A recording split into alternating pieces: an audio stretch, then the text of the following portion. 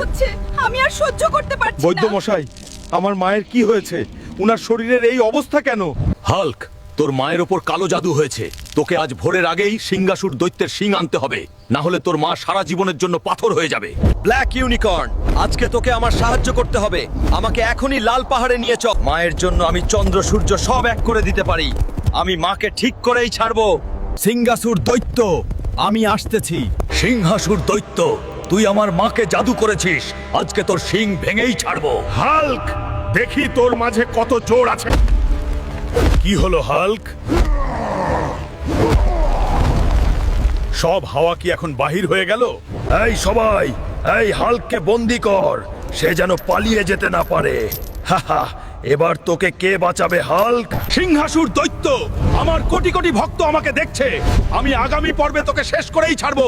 তোমরা সাবস্ক্রাইব করে আমার পাশে থাকো।